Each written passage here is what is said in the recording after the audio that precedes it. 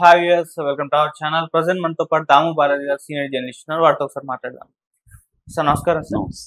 Sir iBomma Ravi గురించి ఇప్పుడు కొన్ని ఇంట్రెస్టింగ్ న్యూస్లు అయితే బయట చక్కర్లు కొడుతున్నాయి సార్. వాళ్ళ ఫాదర్ కూడా మీడియాతో మాట్లాడుతున్నారు. మా కొడుకు తప్పు చేశాడని చెప్పేసి ఒప్పుకున్నారు.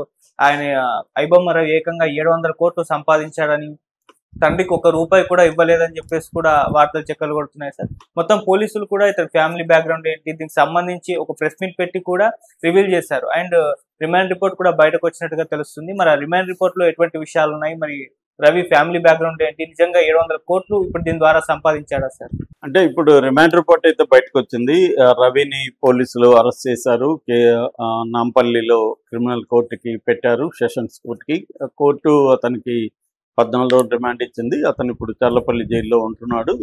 ఈ రోజు పోలీసులు సెంట్రల్ క్రైమ్ స్టేషన్ బేగంపేట పోలీసులు నాంపల్లి కోర్టులో ఒక పిటిషన్ అయిపోతున్నారు. ఇది కస్టడీ పిటిషన్. అంటే రవిని పోలీస్ కస్టడీకి తీసుకొని ఇంకా తన నెట్వర్క్ ఎక్కడెక్కడ విస్తరించింది దాన్నంతా కూడా ఫైండ్ అవుట్ చేయాలని. ఎందుకంటే రవిని అరెస్ట్ చేసినంత మాత్రాన అదేం ఆగలేదు. ఇప్పుడు కూడా ఐబొమ్మను కొడితే అది నిన్న కూడా నేను ట్రై చేశాను. ఐబొమ్మను గూగుల్లో సెర్చ్ చేస్తే ఐబొమ్మ సైట్ అయితే ఓపెన్ కాలేదు, కానీ అక్కడ నుంచి మూవీ రూల్స్లోకి కనెక్ట్ అయిపోయింది. మూవీ రూల్స్లో కొత్త సినిమాలన్నీ వచ్చేసి ఉన్నాయి ఆటోమేటిక్గా. సో అట్లాగే తమిళ్ ఎంబీ అనే సైట్ కూడా అన్ని సినిమాలు ఉన్నాయి. నిన్న నేను ఈ రెండే చూశాను. ఈ రెండిట్లో కొత్త సినిమాలు అన్నింటిని కూడా పెట్టున్నారు. అంటే క్లియర్గా ఒక ఐబొమ్మని మూసేసినంత మాత్రాన పైరసీ ఆగిపోయింది ఏమి లేదు, సైట్లో వస్తూనే ఉన్నాయి. కాబట్టి ఇప్పుడు దీని కంప్లీట్ నెట్వర్క్ని బ్రేక్ చేయాలని పోలీసులు సీరియస్గా తీసుకున్నట్టుగా తెలుస్తుంది. అంటే ఓన్లీ రవిని అరెస్ట్ చేసినంత మాత్రాన ఆగిపోదు, కంప్లీట్ నెట్వర్క్ని ప్లాన్ చేయాలి, దెబ్బ కొట్టాలి అనేది ఉంది. సో రవికి ఎందుకంటే అతను చాలా ఏళ్ల నుంచి ఫీల్డ్లో ఉన్నాడు, తనకు పెద్ద నెట్వర్క్ ఉంది. తను కేవలం ఐబొమ్మ లేకపోతే బొప్పం టీవీ ఇవి కాకుండా దాదాపు 700 మిర్రర్ సైట్స్ని నడిపాడని రిమాండ్ రిపోర్ట్లో చెప్తున్నారు. అంటే 700 మిర్రర్ సైట్లో నుంచి ఆ అబ్బాయికి ఇప్పటి వరకు 700 కోట్ల పైన సంపాదించాడని, ఒక్క రవి వల్లనే ఇండస్ట్రీకి, తెలుగు ఇండస్ట్రీకి మాత్రమే 3000 కోట్ల నష్టం వచ్చిందని చెప్తున్నారు. ప్రజెంట్ ఆ అబ్బాయి దగ్గర అయితే 3 కోట్ల డబ్బు కూడా ఫ్రీజ్ చేశారు, అకౌంట్స్ని ఫ్రీజ్ చేశారు.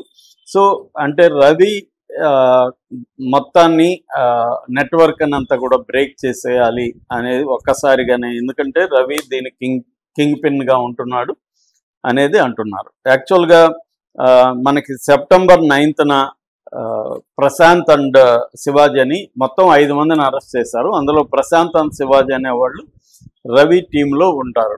వాళ్ళ ద్వారా రవికి వల వేశారు, బట్ దొరకలేదు రవి. ఈ లోపల అదేదంటారు, వెతుకుతున్న తీగ కాలికి తగులుకున్నట్టు అని పాత సామెత ఉంటుంది. సో అలాగా పోలీసులకి రవి భార్య ఫోన్ కాల్ వచ్చి ఫలాని అపార్ట్మెంట్లో రవి ఉన్నాడు కూకట్పల్లిలో అని ఇన్ఫర్మేషన్ రావడంతో వీళ్ళు వెళ్ళి ఈజీగా రవిని పట్టుకొని వచ్చుకున్నారు. సో ఇప్పుడు రవిని అంత ఈజీగా వదిలిపెట్టకూడదు, రవి ద్వారా మొత్తం నెట్వర్క్ని బ్రేక్ చేయాలనేది పోలీసుల ప్లాన్. అందుకని రవిని కస్టడీలోకి తీసుకొని విచారించాలని, రవిని అవసరమైతే టార్చర్ కూడా పెట్టి రప్పించాలి మొత్తం అనేది. రెండోది పర్సనల్గా పోలీసుల అహం మీద దెబ్బ కొట్టడం. మామూలుగా పోలీసులకి ఈగో ఎక్కువ ఉంటుంది ఒక డిపార్ట్మెంట్గా, అంటే మేము అనుకుంటే ఏమన్నా చేయగలము అని. అందుకని ఎవరన్నా సట్టు పట్టుకున్నా కూడా పోలీసు వాడి మీదే చేయేస్తావరా అని చాలా తీవ్రమైన కోపం ఉంటుంది వాళ్ళకి. ఒక్క పోలీసు వాళ్ళని అటాక్ చేసినా కూడా మొత్తం పోలీసులు అందరికి కూడా కోపం వస్తుంది. సో అలాగా రవి ఛాలెంజ్ చేయడం, అదే పుష్ప 2లో ఉన్నట్టుగా దమ్ముంటే పట్టుకోరా షెకావత్, పట్టుకుంటే వదిలేస్తా సిండికేట్ అన్నట్టుగా రవి కూడా దమ్ముంటే పట్టుకోండి, నా దగ్గర కోట్లాది మంది డేటా ఉంది, అవన్నీ బయట పెడతాను అని హెచ్చరించాడు. కానీ ఇప్పుడు రవిని పట్టుకున్నారు, కోట్లాది మంది డేటా ఏం బయటకు రాలేదు, పైగా 100 హార్డ్ డిస్క్లని ధ్వంసం చేశారు, సర్వర్లంతా కూడా ధ్వంసం చేశారు. రవి చేతనే అడ్మిన్ ఐడి అండ్ పాస్వర్డ్ చేయించి అతని దగ్గర ఉన్న సైట్లన్నింటినీ కూడా క్లోజ్ చేయించారు పోలీసులు. ప్రస్తుతానికైతే పోలీసులది పైచేయిగా కనబడుతుంది. కానీ నేను ఇందాక చెప్పినట్టుగా ఈ నెట్వర్క్ని అయితే ఇప్పటి వరకు అయితే బ్రేక్ చేయలేకపోయారు. నేను నిన్న ఈవినింగ్ చూసినప్పుడు కూడా మూవీ రూల్స్ కనెక్ట్ అయిపోతుంది దీనికి, ఇటు తమిళ్ ఎంవి కూడా వస్తుంది. ఆ సైట్లో అన్నీ ఇప్పుడు లేటెస్ట్గా రిలీజ్ అయిన సినిమాలు మొన్న ఇప్పుడు కాంతా రిలీజ్ అయింది, కాంతా ఉంది దాంట్లో. తర్వాత ఇంకా ఓటీటీలో రిలీజ్ అయిన అన్ని లాంగ్వేజ్ సినిమాలు పెట్టేశారు. వెబ్ సిరీస్ సినిమాలు అన్నీ మొన్న ఫ్రైడే రిలీజ్ అయినాయి కదా, అన్నీ దీంట్లో ఆల్రెడీ వచ్చేసాయి. సో దీన్ని ఆపాలంటే రవి ద్వారానే చేయొచ్చు. రవి ఏమన్నా అప్రూవర్గా మారుద్దామన్న ఆలోచన కూడా ఉన్నట్టుగా ఉంది. ఎందుకంటే రవికి హైలీ టెక్నికల్ నాలెడ్జ్ ఉంది. సో ఇప్పుడు ఈ రవి బ్యాక్గ్రౌండ్ కానీ మనం చూసుకుంటే, రవిది వైజాగ్ దగ్గర పెదగదిలి అని వాళ్ళ నాన్న చిన్నప్పారావు. సో ఆయన బిఎస్ఎన్ఎల్లో పనిచేసి రిటైర్డ్ అయ్యాడు. రవి అక్కడ ఎంవిపి కాలనీలో శాంతా ఇంజనీరింగ్ కాలేజీ ఉంది, అక్కడ ఇంటర్ కాలేజీ ఉంటే ఇంటర్మీడియట్ చదివాడు. ఈ లోపల వాళ్ళ అమ్మ 20 ఏళ్లకు ముందే వాళ్ళ నాన్నని ఈ అబ్బాయిని వదిలి వెళ్ళిపోయింది. అప్పటి నుంచి ఇప్పటి వరకు ఆమె తిరిగి రాలేదు, ఏమైందో తెలియదు. దాంతో రవి కొంత బాగా హర్ట్ అయినట్టుగా తెలుస్తుంది. అమ్మాయిలాగా చేయడం, నాన్నకు కూడా దూరంగా ఉండడం, అప్పటి నుంచే కొంత ఒంటరితనంతో ఉండడం, ఫ్రెండ్స్ని కలవలేకపోవడం, ఎప్పుడు చూసినా కంప్యూటర్ దీంతోనే పనిచేసుకుంటూ ఉండడం. ఇలాగా రవి అంటే ఒక రకమైన సోకాల్డ్ పర్వర్టెడ్ జీనియస్ అంటారు కదా, అలాగా రవి సమాజానికి మింగిల్ అవ్వకుండా తనే ఒంటరిగా ఉండి ఎక్స్ప్లోర్ చేయడం అనేది చేసి హ్యాకింగ్ ఇవన్నీ కూడా నేర్చుకున్నాడు. ముంబైలో ఇంజనీరింగ్ కాలేజ్ చదివాడు. సో దాని తర్వాత సాఫ్ట్వేర్ జాబ్ వచ్చింది, హైదరాబాద్లో సాఫ్ట్వేర్ కంపెనీలో పనిచేస్తున్నాడు. ఈ టైంలో అతనికి విదేశాల్లో, అంటే కొంతమంది అది ఇంకా క్లారిటీ లేదు, విదేశాలనే రాస్తున్నారు. కొంతమంది చెప్తున్నది ఏమంటే నెదర్లాండ్స్లో ఆమ్స్టర్డామ్లో జాబ్ చేసేవాడు కొద్ది రోజులు అని చెప్తున్నారు. అక్కడనే తన భార్య కూడా పరిచయం అయింది. ఆమె పేరు ఇంకా బయట పెట్టలేదు పోలీసులు. సో భార్య పరిచయం అయింది. ఆ అమ్మాయిని ప్రేమించి అక్కడే పెళ్లి చేసుకున్నాడు. తర్వాత హైదరాబాద్ వచ్చారు, హైదరాబాద్లో కూడా ఒక ప్లాట్ తీసుకున్నారు. అట్లాగే వైజాగ్లో అరిలోవలో కూడా తనకు ఒక ఇల్లు ఉందని చెప్తున్నారు. సో 700 కోట్ల వరకు అతని ఆస్తులు ఉంది. ఈవెన్ ఆమ్స్టర్డామ్లో కూడా ఇల్లు కొన్నాడు. అట్లాగే కరేబియన్ ఐలాండ్లో కూడా తనకు ప్లాట్ ఉందని చెప్తున్నారు. సో కరేబియన్ ఐలాండ్స్, ఆమ్స్టర్డాము, ఫ్రాన్స్, ఈ 3 దేశాల్లో తిరుగుతూ అనేక ఐపీ అడ్రస్లు మారుస్తూ ఇవి చేస్తున్నాడు. మెయిన్గా ఏమంటే అతనికి ఎక్స్పర్టైజ్ ఏంటంటే మన ఇప్పుడున్న డీటెయిల్ టెక్నాలజీలో సినిమాని క్యూబ్ లాంటి టెక్నాలజీ, డిజిటల్ ప్లాట్ఫామ్స్ ద్వారా థియేటర్లకి శాటిలైట్ ద్వారా అనుసంధిస్తారు. ఇక్కడ అతను ఈ క్యూబ్ లాంటి సంస్థల దగ్గర ఉన్న సర్వర్ల నుంచి హ్యాక్ చేసి దాన్ని క్వాలిటీ ఫిల్మ్ని లాగేసుకుంటున్నాడు. అట్లాగే శాటిలైట్కి వెళ్తున్నప్పుడు కూడా అతను హ్యాక్ చేయగలుగుతున్నాడు అనేది చెప్తున్నారు పోలీసులు.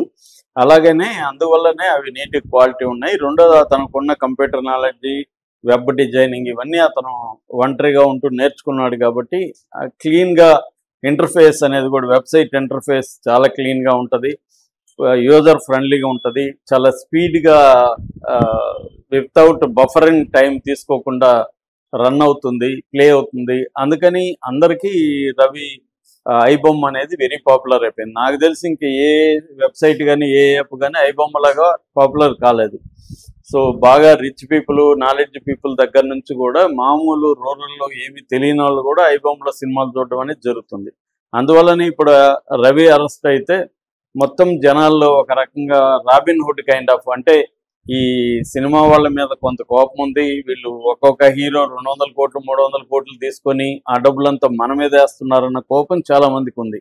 ఈ మధ్యకాలంలో థియేటర్లో విపరీతంగా టికెట్ రేట్లు పెరగడం, థియేటర్లో ఉండే తినుబండారాల దగ్గర నుంచి పాప్కార్న్ దగ్గర నుంచి అన్నీ పెరిగిపోవడం, రెండోది రవాణా కాస్టులు పెరిగిపోవడం, ఇవన్నీ ఒక వైపు జరిగితే, రెండో వైపు కరోనా తర్వాత ఇంట్లో కూర్చొని సినిమాలు చూడడం అనేది ఒక కల్చర్ పెరిగింది. ఇంకొక ఆస్పెక్ట్ ఏమంటే ఇంటర్నెట్ చీప్ అయిపోయింది కాబట్టి సెల్ ఫోన్లు, మంచి ఐఫోన్ దగ్గర నుంచి ఆండ్రాయిడ్ ఫోన్లు అన్నీ కూడా మంచి క్వాలిటీవి చీప్గా దొరుకుతున్నాయి. సో ఇప్పుడు మన వీడియోలు చాలా వరకు చూస్తే ఏ ప్లాట్ఫామ్ మీద చూస్తున్నారు అని చూస్తే 70 to 80% ఫోన్లలో చూస్తారు మన వీడియోలన్నీ.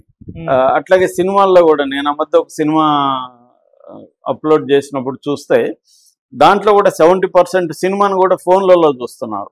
అంటే ఇప్పుడు మంచి క్వాలిటీ ఫోన్లు వచ్చేసాయి కాబట్టి 6 ఇంచ్ ఎక్కువ ఉన్నాయి కాబట్టి వాటిలో నీట్గా ఫోన్లో పెట్టుకొని చూసుకుంటున్నారు. అలాగే ఈ ఈ మొబైల్ ఫ్రెండ్లీ యాప్ కూడా అతను ఐబొమ్మ యాప్ కూడా క్రియేట్ చేశాడు. సో ఇలాగా అతనుకున్న నాలెడ్జ్తో ఈ కోట్లాది మందికి దగ్గర అయ్యాడు. అందుకనే కోట్లాది మంది ఇప్పుడు ఇతని అరెస్టును వ్యతిరేకిస్తున్నారు. పోలీసులు డ్రగ్ బ్యాచ్ని వీళ్ళంతా పట్టుకోకుండా ఇతనేదో పెద్ద నేరస్తులాగా ఇతను చేస్తున్నారు.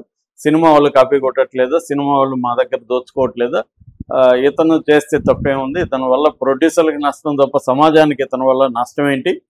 సో ప్రొడ్యూసర్లకు నష్టం అయితే పోలీసులు ఎంత రంగంలో దిగుతున్నారు, సమాజానికి నష్టంగా ఉండే గజ దొంగలు కావచ్చు, స్మగ్లర్లు కావచ్చు, డ్రగ్ బ్యాచ్ కావచ్చు, వీళ్ళని ఏమన్నా పోలీసులు పట్టుకుంటున్నారా? హంతకులంతా కూడా బయట ఓపెన్గానే తిరుగుతున్నారు. ఇలాగా పోస్టులు విపరీతంగా పెడుతున్నారు, చాలా బాధపడుతూ పెడుతున్నారు, మీమ్స్ వస్తున్నాయి. ఈ మధ్య కాలంలో ఒక వ్యక్తిని అరెస్ట్ చేసినప్పుడు అతనికి సపోర్ట్గా ఎంత మీమ్స్, అంటే నాన్ పొలిటికల్, ఏ పొలిటికల్ పార్టీ లేదు, ఏ ఫ్యాన్ అసోసియేషన్ ఇతనికి లేదు, ఇతని ముఖం ఇప్పటివరకు ఎవరు చూడలేదు.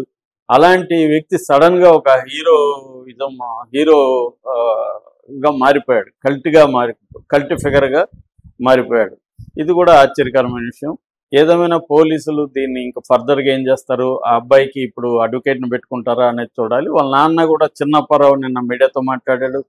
వాళ్ళ నాన్న కన్ఫ్యూజన్లో ఉన్నాడు. అంటే నాకైతే ఒక పైసా ఇవ్వలేదు అబ్బాయి, నేను నా రిటైర్మెంట్ డబ్బులతో చిన్న ఇంట్లో ఉంటున్నాను అనేది. ఆయన ఇల్లు కూడా చూస్తే చాలా మోడెస్ట్గా మామూలుగా ఉంది.